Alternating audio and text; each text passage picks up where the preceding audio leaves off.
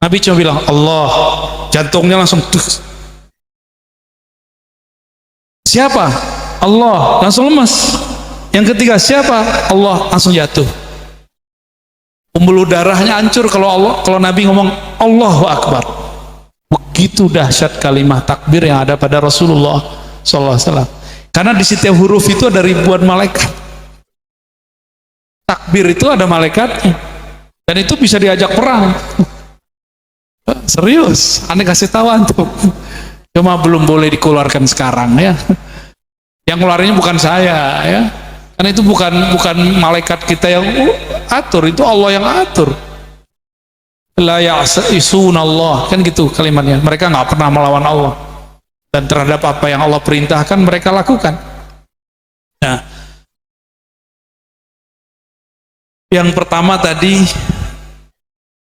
mengenai sikap kita ya. Saran saya kalau santri kan bisa baca kitab ya.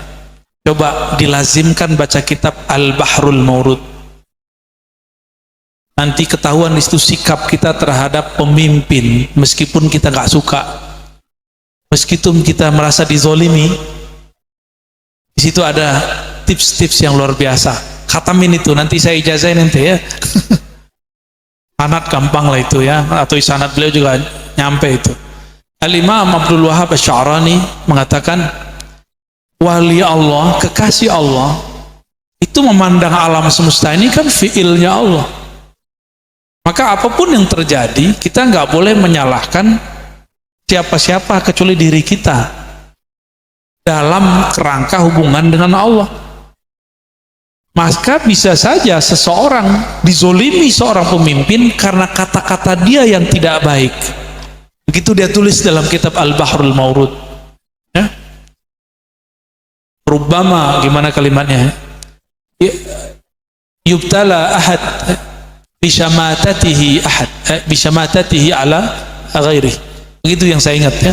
Bisa jadi ada seseorang Allah kasih bencana ujian karena kata-kata dia. Kata-kata ini kan diaminkan malaikat. Diaminkan malaikat. Hati-hati ngomong. Ya. Jangan ngomong ntar gua kayak jomblo seumur hidup deh ya, jomblo ntar. Sama ngomong tentang apa aja. Masalah penjara kah, masalah negara kah, jangan ngomong begitu. Ketika ada orang sakit terus dia ngomong ya Allah mati saya, apa kata Nabi? La taqul illa khairan, jangan katakan kecuali kebaikan. Fa innal malaikata yu'minuna ala ma taqulun, karena malaikat mengaminkan yang kamu kalamkan. Jadi coba ikuti manhaj Ahlus Sunnah Sufiyah. Itulah yang dipakai oleh ulama pendiri bangsa ini, ulama-ulama aswaja kita ya. Mereka Habib, iya kan Habib banyak. Antum coba lihat Habib Rizik beda nggak dengan Habib Lutfi? Habib Rizik beda nggak dengan Habib Jindan? Ya, semua Habib. Kita tidak boleh kurang adab kepada Habib, tapi boleh nggak beda fikroh pemikiran dengan Habib? Boleh. Habib kalau nggak nyantri alim nggak?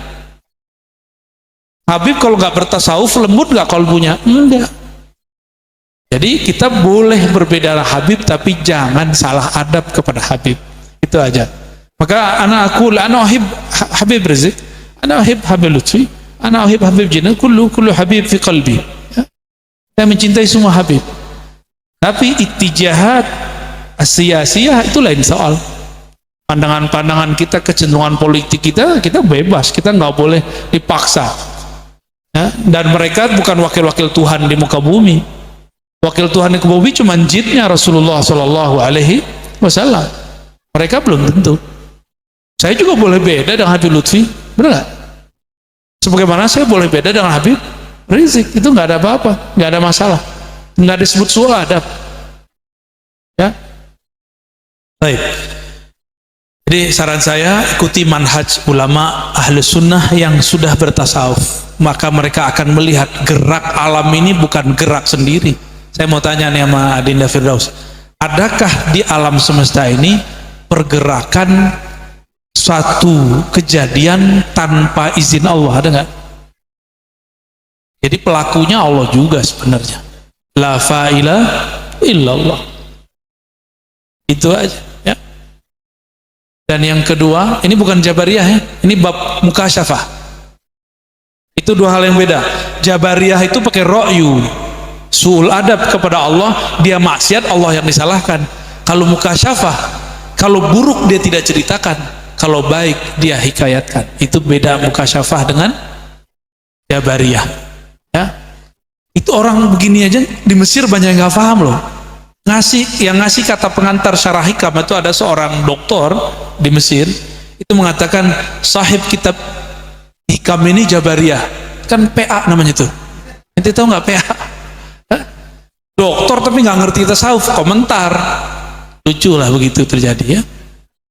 Nauzubillah min dzalik ya. Nauzubillah bi an naqula fima la na'lam. Kita berlindung kepada Allah mengkalamkan hal-hal yang kita nggak ngerti. Dosanya besar nanti ya. Yang udah beres. Terjawab ya. Allahu a'lam bishawab.